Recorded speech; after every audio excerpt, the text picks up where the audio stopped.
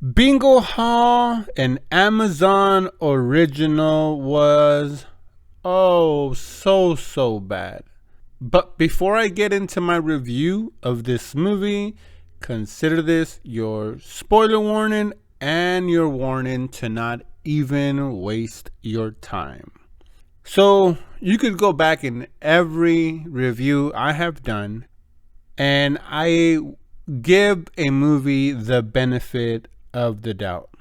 Halfway through this movie, I had it as a D minus, and I thought that I would go the whole 2021 without having to give a movie an F.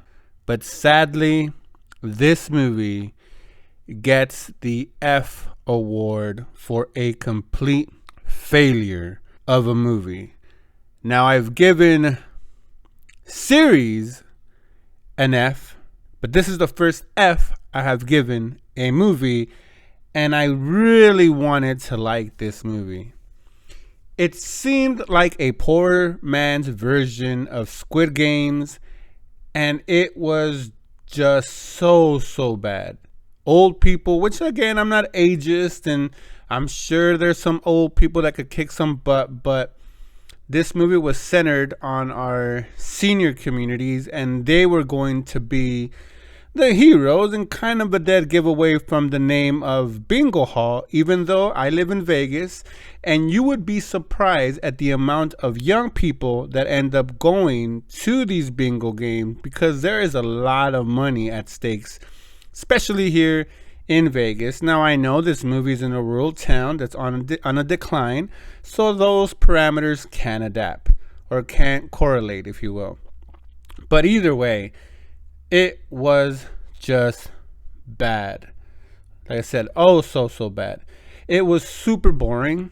The first 15-20 minutes are basically there to make older Hispanic women look obnoxious and loud, and basically a stereotype which is portrayed so very well, not by the Hollywood, but by our own Mexican shows and TV novelas or telenovelas, and make them obnoxious and over the top. And the lead character was that in from the beginning to the end, but definitely in the first 15 minutes, they make her abrasive and unlikable. Yet she's supposed to be our hero that we're going to root for, but this movie gives you no incentives to root for her. The acting was bad through not just our lead actress, everyone in this movie. Their acting was stale, uninspired. They seemed like they were there just to pick up a paycheck. I don't know, maybe the pandemic has something to do with it. I don't understand, but the acting just looks so uninspired. The CGI, which they didn't have, let's just call it, the costumes and the sets were very cheap. The props that they were using, like the blood and there was a one scene where the first contestant wins the $10,000, and she is in like a motel or something. And mind you, $10,000 isn't a lot of money, but they make it seem like she's rich. And she even says that, oh, I'm rich. And there's an underlying plot, like I guess, of greed and what greed makes you do. But she's peeling her skin off of her chest. And I'm not like, into the anatomy of a human, I guess. I don't know a lot about the anatomy of a human, but if I would take a chunk out of my chest cavity, I would expect to see my ribs, but they didn't. It was just this fleshy red substance underneath it, and just the props and like I said, the body casting, whatever that was, which was horrible. You could tell it was fake. It looked super fake. The blood looked fake. The way there was another scene where a guy wins 100,000, and he goes back into his shop because he's a mechanic, and he sticks his hand in a fan in the car, and the now I'm not a mechanic, so maybe that kind of gruesomeness will happen from a fan, but last I checked, they're not metal and they're plastic.